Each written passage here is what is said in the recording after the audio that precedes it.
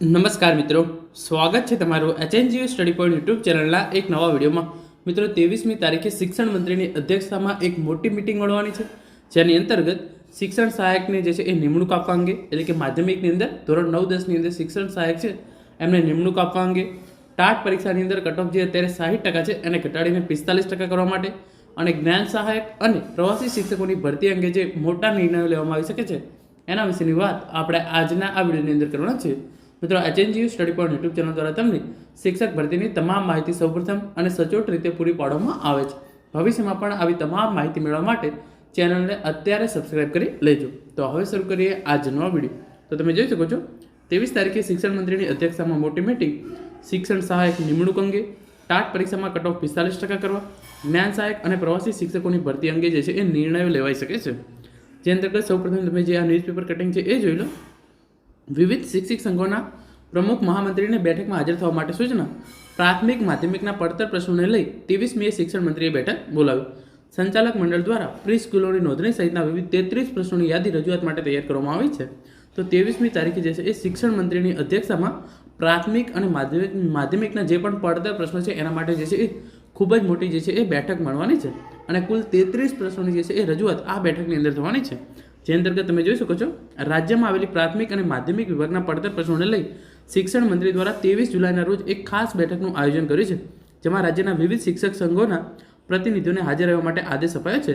આ બેઠકમાં વિવિધ પડતર પ્રશ્નોને લઈ ચર્ચા કરાશે. સંચાલક મંડળ દ્વારા વિવિધ 33 પડતર પ્રશ્નોની યાદી બનાવી છે, જેમાં પ્રી સ્કૂલોની નોંધણીનો પ્રશ્ન, બોર્ડની પરીક્ષાનું પરિણામ શાળા કેટેગરી પ્રમાણે જાહેર કરવા, કર્મચારીઓ પર થતા હુમલા સહિતના પડતર પ્રશ્નોને લઈ રજૂઆત કરાશે. રાજ્યના શિક્ષણ મંત્રીની અધ્યક્ષતામાં 23મી જુલાઈના રોજ ગાંધીનગર ખાતે આવેલ વિદ્યા સમીક્ષા કેન્દ્રમાં એક બેઠક યોજાશે, જેમાં પ્રાથમિક અને માધ્યમિક વિભાગના પડતર પ્રશ્નોની ચર્ચા કરાશે. જેને લઈને રાજ્યના શિક્ષણ મંત્રી દ્વારા રાજ્યના વિવિધ શૈક્ષણિક સંગઠનોના પ્રમુખ અને મહામંત્રીઓને બેઠકમાં હાજર રહેવા માટે જણાવાયું છે. આ ઉપરાંત વિભાગના અધિકારીઓને પણ બેઠકમાં હાજર રહેવા માટે સૂચના અપાઈ છે. રાજ્યના પ્રાથમિક અને માધ્યમિક વિભાગના લાંબા સમયથી પડતર પ્રશ્નોની આ બેઠકમાં ચર્ચા બાદ યોગ્ય નિર્ણય લેવામાં આવે તેવી શક્યતા જે છે એ સૂત્રોએ વ્યક્ત કરી છે. તો 33 કરતાં પણ વધારે પ્રશ્નોનું જે છે એ યોગ્ય ઉકેલ લાવવામાં આવે એવી જે છે એ આ બેઠકની અંદર નિર્ણયો લેવામાં આવી શકે છે. તો 23 તારીખે જે છે આ બેઠકો પૂરી થાય એના પછી ખૂબ જ મોટી જાહેરાતો પ્રાથમિક અને માધ્યમિક વિભાગ માટે જે છે એ કરવામાં આવી શકે છે. આ બેઠકને લઈને રાજ્યના સંચાલક મંડળ દ્વારા 33 જેટલા પડતર પ્રશ્નોની યાદી તૈયાર કરી હોવાનું જાણવા મળ્યું છે, જેમાં પડતર પ્રશ્નો અને તેના ઉપયોગ અંગે બેઠકમાં ચર્ચા કરવાનું નક્કી કરવામાં આવ્યું છે. સંચાલક મંડળના પડતર પ્રશ્નો પૈકી મહત્વના પ્રશ્નો પર નજર કરીએ તો ફીના સ્લેબની અંદર ફેરફાર કરવાની માટે બનાવેલી સમિતિને આપેલા સૂચનો અનુસાર ફેરફાર, નવી શિક્ષણ નીતિ અંતર્ગત પૂર્વ પ્રાથમિક સ્કૂલોની નોંધણીના પ્રશ્નો, નિભાવ ગ્રાન્ટ અને ફી વિકલ્પવાળી શાળામાં ફી વધારો, જ્ઞાન સહાયક ઉપલબ્ધ નથી તે પ્રવાસી શિક્ષકોની ફાળવણીના પ્રશ્નો પડતર મુદ્દેઓમાં રજૂઆત કરવામાં આવશે. તો પહેલી વાત, જે પણ જ્ઞાન સહાયકો હાજર થતા નથી એમના સ્થાને જે છે એ પ્રવાસી શિક્ષકોની નિમણૂક કરવામાં આવે એની જે છે એ અંગે મોટો નિર્ણય 23મી તારીખે જે છે એ લેવામાં આવી શકે છે. આ ઉપરાંત ખાનગી, ટ્યુશન અને ડમી સ્કૂલો અંગેના પ્રશ્નો, ખાનગી સ્કૂલોની ફી સંદર્ભે રક્ષણ આપવા અંગેનો પ્રશ્ન, કન્યા વિદ્યાલયમાં સ્ત્રી શિક્ષિકા બાબતોના પ્રશ્નો, ખાનગી સ્કૂલોની ફી નિર્ધારણમાંથી મુક્તિ આપવાનો પ્રશ્ન, ટાટ પરીક્ષામાં કટઓફ 60%થી ઘટાડીને 45% કરવા માટે. તમે જોઈ શકો છો, ટાટ પરીક્ષાની અંદર કટઓફ જે છે એ અત્યારે 60% છે, તો એને ઘટાડીને 45% કરવામાં આવે એ અંગે પણ જે છે એ આ બેઠકની અંદર ચર્ચા થશે, અને એ અંગેનો મોટો નિર્ણય જે છે એ 23 તારીખે સાંજે જે છે એ ચોક્કસથી આવી જશે.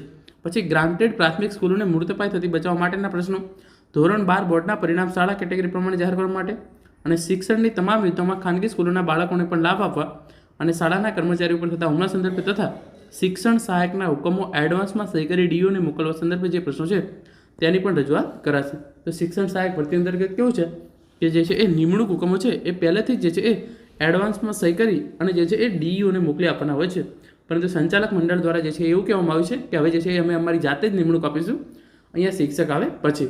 તો એની અંદર કેવું થાય છે કે શિક્ષકો જોડે જે છે એ ગ્રાન્ટેડની અંદર શિક્ષકોને હાજર કરવા માટે એમના જોડે ડોનેશનના નામે મોટી જે છે એ રકમો પડાવવામાં આવે છે. તો આવું ના થાય એના માટે જે છે એ પહેલાંથી જે છે એ નિમણૂક હુકમો સાઇન કરી અને જે છે એ લઈ લેવામાં આવે છે. તો એ સંદર્ભે પણ જે છે એ 9-10ની અંદર માધ્યમિકની અંદર શાળા સહાયકની અંદર જે છે એ શિક્ષણ સહાયકની જે આ ભરતી છે એ અંતર્ગત નિમણૂક પત્રો આપવા માટે પણ જે છે એ નિર્ણય આ બેઠકની અંદર લેવામાં આવી શકે છે. તો મિત્રો, આ હતો આજનો વિડીયો, જેની અંદર આપણે 23મી તારીખે શિક્ષણ મંત્રીની અધ્યક્ષતામાં જે મોટી બેઠક મળવાની છે એની અંદર કયા નિર્ણયો લેવામાં આવી શકે છે એના વિશે વાત કરી છે. Thank you so much for watching.